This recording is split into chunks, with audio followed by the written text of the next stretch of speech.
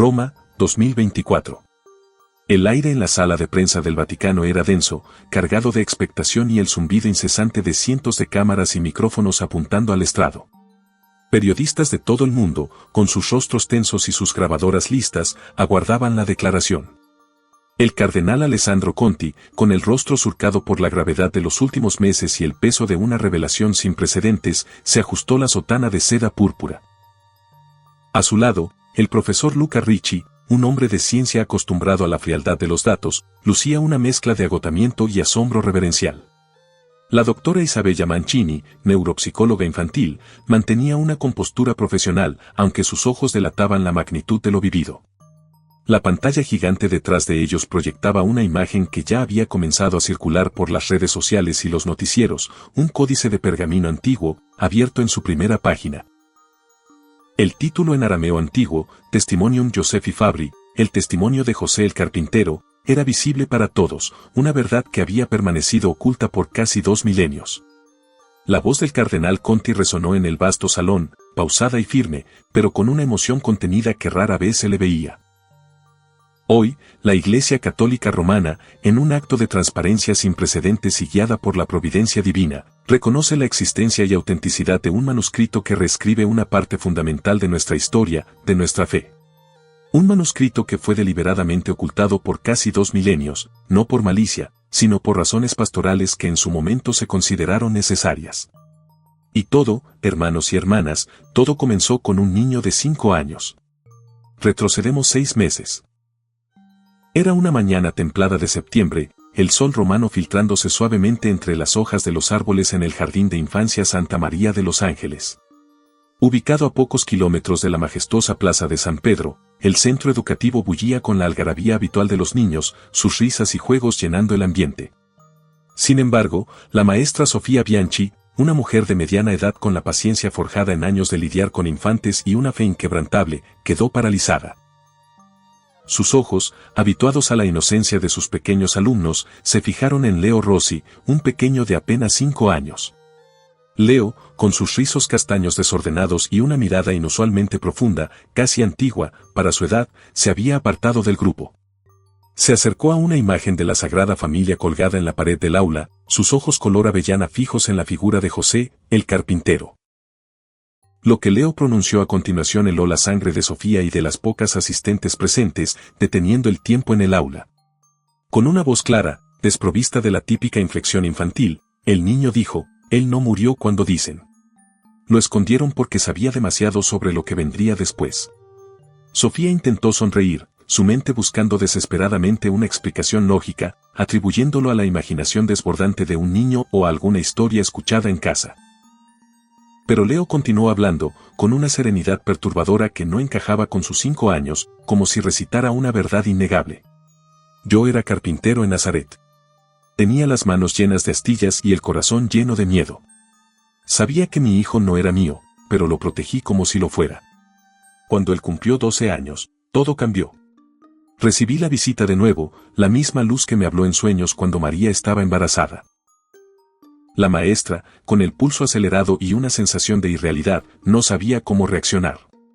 La situación escaló rápidamente. Sofía, con la voz temblorosa, llamó inmediatamente a los padres de Leo, Marco y Giulia Rossi. Llegaron a la escuela, desconcertados por la urgencia de la llamada y la gravedad en la voz de la maestra. Leo los miró con una ternura que les partió el alma y pronunció palabras que los dejaron sin aliento, palabras que resonarían en sus mentes durante meses. En esta vida sois mis padres, pero en aquella yo fui padre del Salvador. Mi verdadero nombre era Joseph Van Jacob y desaparecí de las escrituras porque la iglesia primitiva decidió que mi testimonio era demasiado peligroso para ser preservado. Los Rossi, católicos devotos y practicantes asiduos, no sabían cómo reaccionar ante la magnitud de lo que su hijo afirmaba.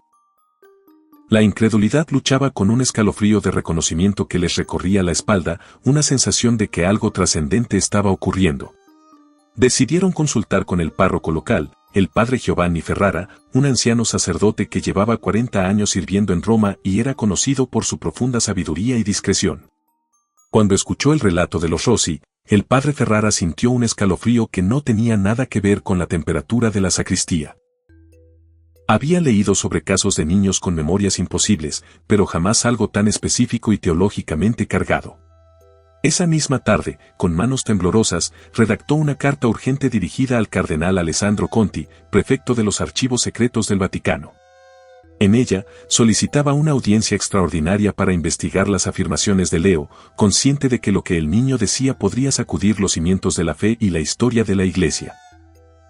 La misiva, sellada con el emblema de la parroquia, fue enviada con la esperanza de que la verdad, por incómoda que fuera, pudiera finalmente salir a la luz.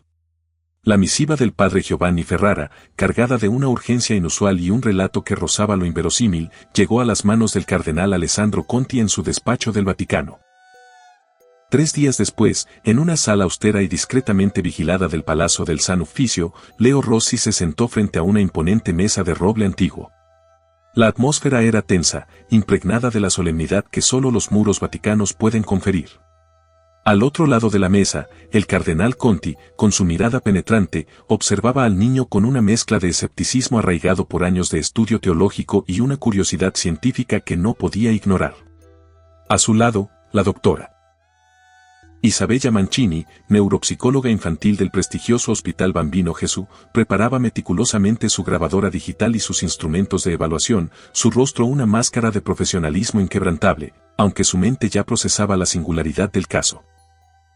El padre Ferrara y los padres de Leo, Marco y Giulia, permanecían en silencio contra la pared, sus miradas fijas en el pequeño, conscientes de que el destino de su hijo y, quizás, de una parte de la historia, se estaba decidiendo en ese momento. El cardenal Conti, con un gesto lento y deliberado, abrió una Biblia en arameo antiguo, un ejemplar del siglo II, encuadernado en cuero desgastado, un tesoro que pocas personas en el mundo podían leer o incluso tocar. Sin pronunciar palabra, señaló con un dedo enguantado un pasaje del Evangelio de Mateo. Leo, con sus pequeños pies colgando sin tocar el suelo, miró el texto durante varios segundos, sus ojos profundos escudriñando los caracteres antiguos con una familiaridad asombrosa.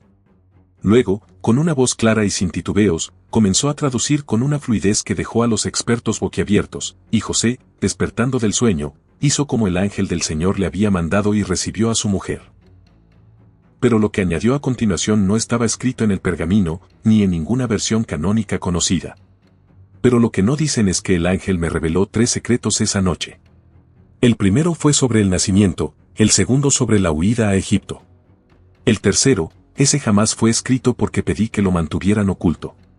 La doctora Mancini, rompiendo el silencio atónito, interrumpió con voz profesional, intentando mantener la calma y la objetividad científica. Leo, ¿cómo es posible que leas arameo si nunca has estudiado lenguas antiguas? Es una lengua muerta, extremadamente compleja. El niño la miró con una paciencia infinita, casi condescendiente, como si la pregunta fuera obvia y un tanto ingenua. No lo estoy leyendo, lo estoy recordando. Ese era mi idioma. El griego lo aprendí después, cuando nos fuimos a Egipto. Allí trabajé en Alejandría durante 4 años, construyendo muebles para las familias judías exiliadas, aprendiendo los matices de la madera y las lenguas de los mercaderes. El cardenal Conti sintió su pulso acelerarse, una mezcla de asombro y una creciente inquietud. La coherencia y el detalle de las respuestas de Leo eran perturbadores. Con un movimiento casi imperceptible, el cardenal sacó de su maletín de cuero un pergamino fotografiado, un fragmento descubierto en Qumran en 1952, pero que nunca había sido publicado oficialmente debido a su contenido enigmático y su datación incierta. ¿Reconoces esto?, preguntó, extendiendo la imagen hacia el niño.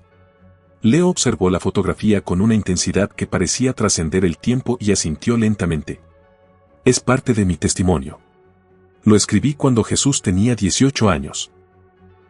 Antes de que partiera hacia el desierto, les conté a los ancianos de Nazaret sobre las señales que había presenciado, sobre los milagros que ya realizaba en la privacidad de nuestro hogar.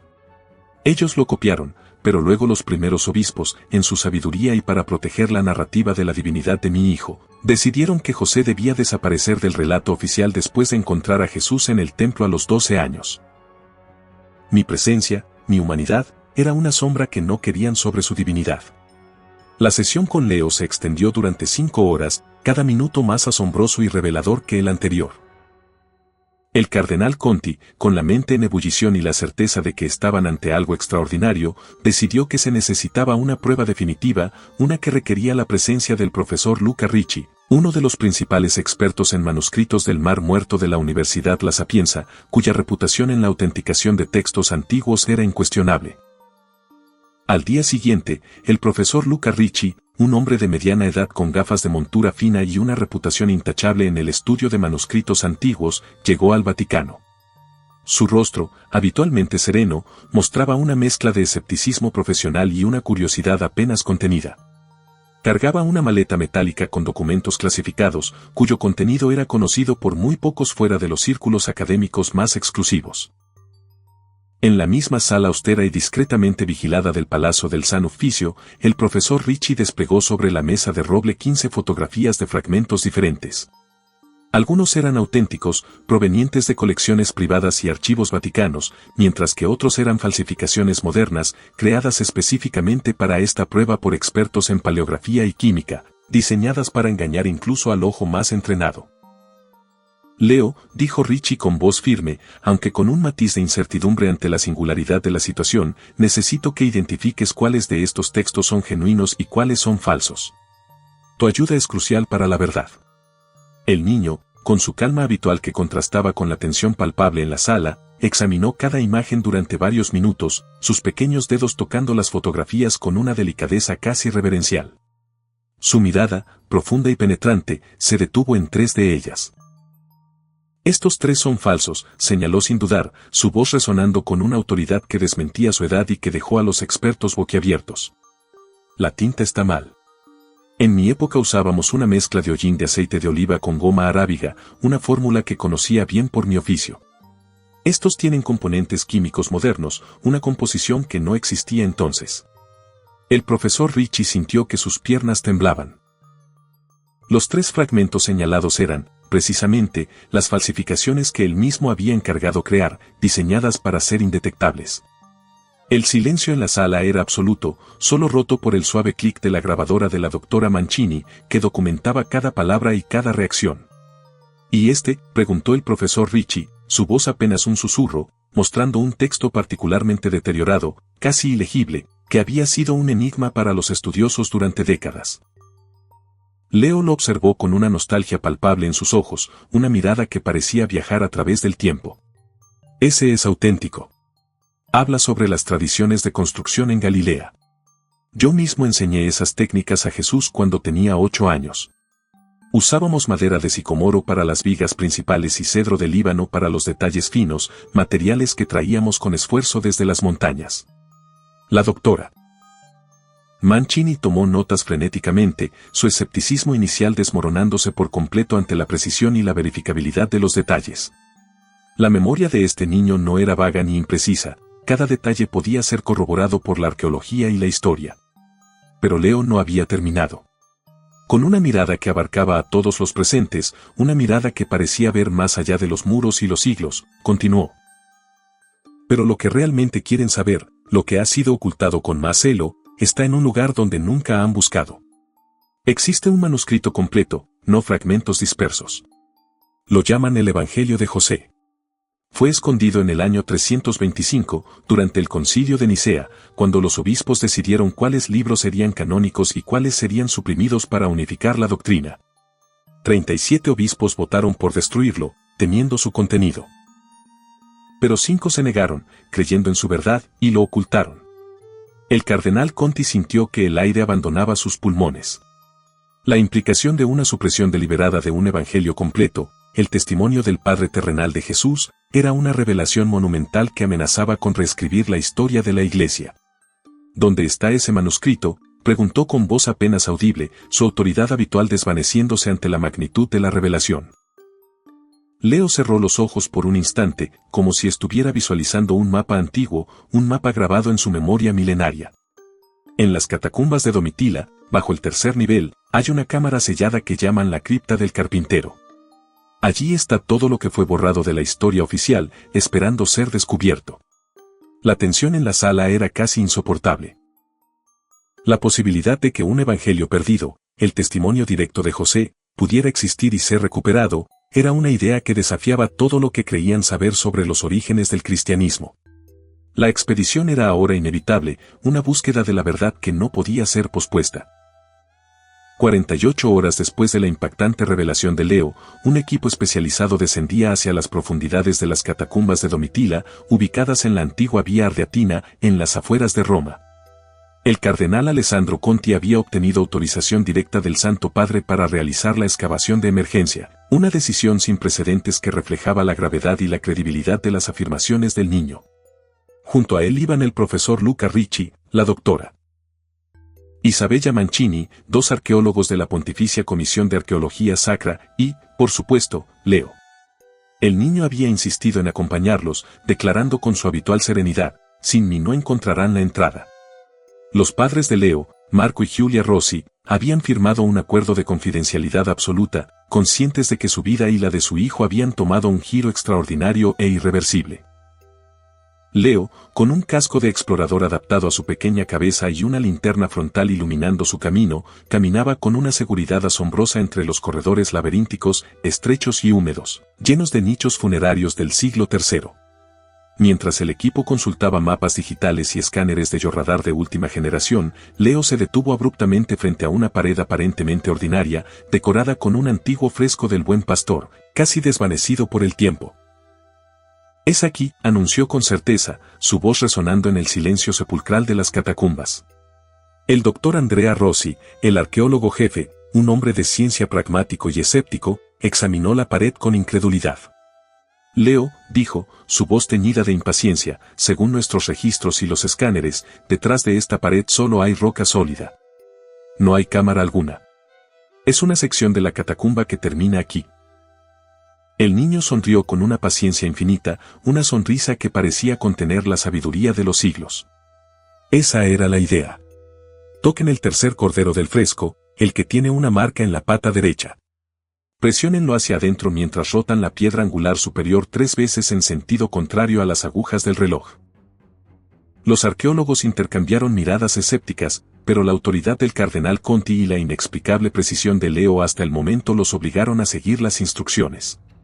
Cuando el doctor Andrea Rossi presionó el cordero pintado y otro miembro del equipo giró la piedra angular, un sonido mecánico, sordo y antiguo, resonó en las profundidades de la tierra. La pared comenzó a deslizarse lentamente hacia un lado, revelando una abertura oscura de la que emanaba un aire antiquísimo, cargado de polvo y misterio. Las potentes lámparas LED del equipo iluminaron una cámara de aproximadamente 4 metros cuadrados. Las paredes estaban cubiertas con inscripciones en arameo, griego y latín, algunas aún legibles, otras apenas un rastro del pasado. En el centro, sobre un pedestal de piedra toscamente tallado, descansaba una caja de madera de cedro, sellada con cera roja, su superficie cubierta por una fina capa de polvo milenario. El cardenal Conti se persignó 3 veces antes de acercarse, sus ojos fijos en el relicario. Leo entró a la cripta y tocó la caja con una reverencia que conmovió a todos. «Aquí está mi testimonio. Lo que la Iglesia no quiso que el mundo supiera sobre el Padre terrenal de Cristo».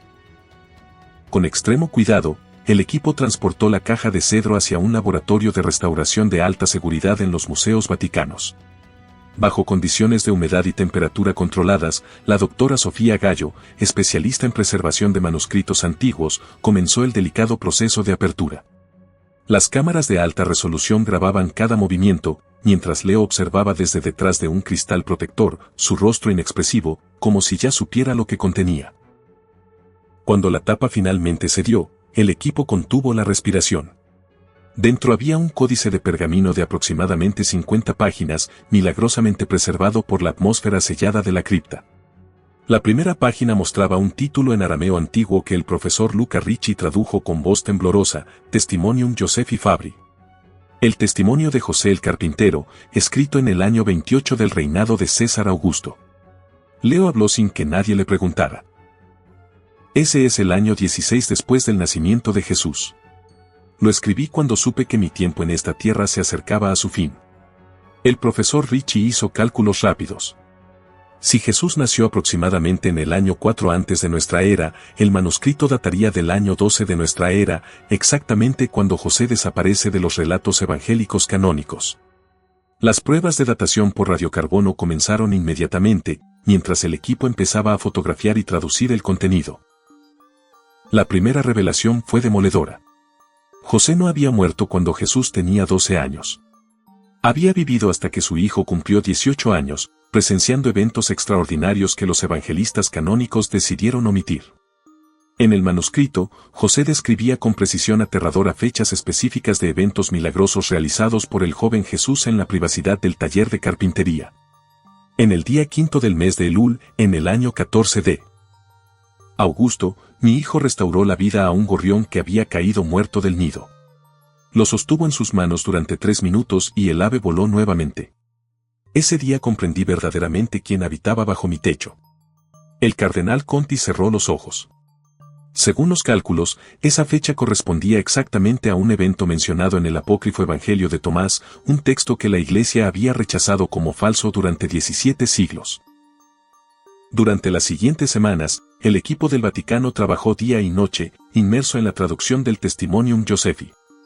Cada página revelaba detalles que coincidían con una precisión escalofriante con otros textos antiguos considerados apócrifos o heréticos. Leo permanecía en una residencia especial dentro del Vaticano, bajo la observación constante de la doctora Isabella Mancini, quien documentaba cada palabra que el niño pronunciaba, tanto en vigilia como durante el sueño. Una tarde, el profesor Luca Ricci convocó una reunión de emergencia. «Tenemos un problema», anunció con voz grave. José menciona en el manuscrito los nombres completos de 23 personas de Nazaret. 19 de estos nombres han sido confirmados en documentos arqueológicos independientes. El silencio en la sala era absoluto. La probabilidad de que alguien inventara nombres que luego fueran corroborados por evidencia arqueológica era astronómicamente baja. El cardenal Conti pidió ejemplos concretos.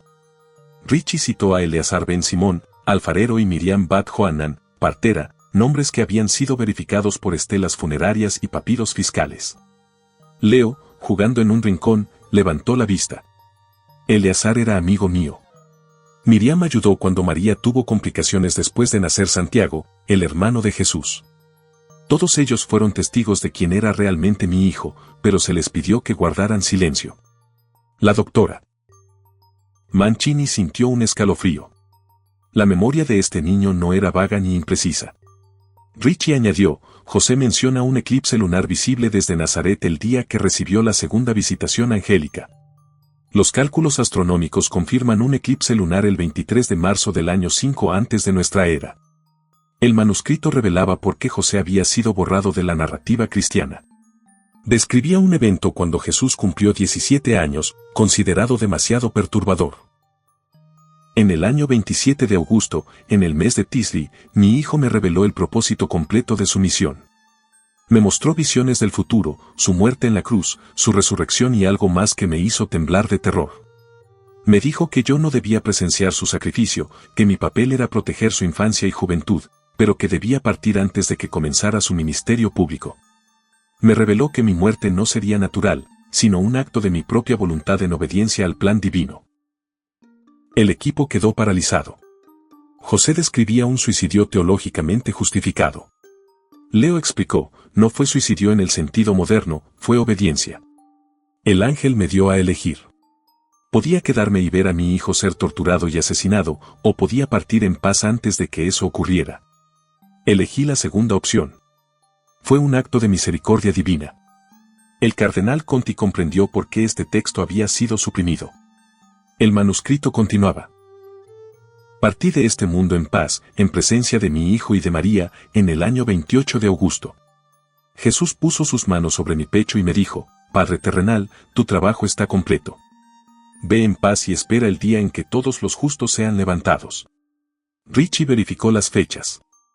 Si José murió en el año 12 de nuestra era, Jesús tenía aproximadamente 18 años, no 12. 6 años de la vida de Cristo, ausentes de los evangelios canónicos. En la quinta semana de investigación ocurrió un evento inexplicable. Era 3 de diciembre, a las 3 de la tarde. Leo, en el laboratorio, se puso de pie y caminó hacia la caja del manuscrito. Hay una página que falta, dijo con voz que no parecía la de un niño. La última página del testimonio no está en la caja. Fue separada en el año 325 por el obispo Eusebio de Cesarea. Él la escondió en un lugar diferente porque contenía la profecía más peligrosa. Richie revisó el manuscrito. La página final faltaba. ¿Dónde está esa página?, preguntó el cardenal Conti. Leo extendió su mano derecha y comenzó a escribir en el aire. Letras luminosas en arameo antiguo aparecieron flotando, brillando con luz dorada. Las 6 personas presentes quedaron petrificadas. Las cámaras de seguridad grabaron todo. Las letras permanecieron visibles 47 segundos antes de desvanecerse. El doctor Andrea Rossi, el arqueólogo más escéptico, murmuró: «Esto es físicamente imposible». La doctora Mancini confirmó que las letras estaban en la grabación. Richie transcribió los símbolos.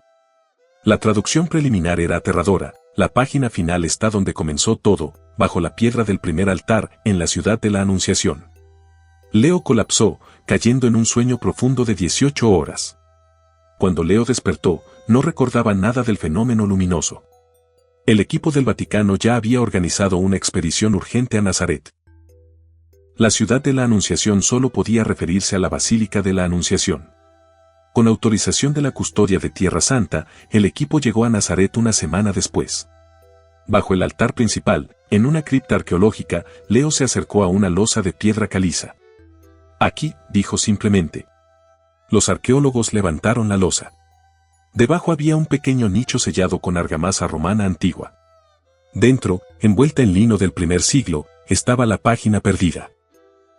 Cuando Richie despegó el pergamino, el contenido confirmó los peores temores del cardenal Conti. José había escrito una profecía que explicaba por qué su presencia debía ser minimizada en los evangelios. Se me reveló que en los siglos venideros los hombres adorarían a mi Hijo como Dios encarnado.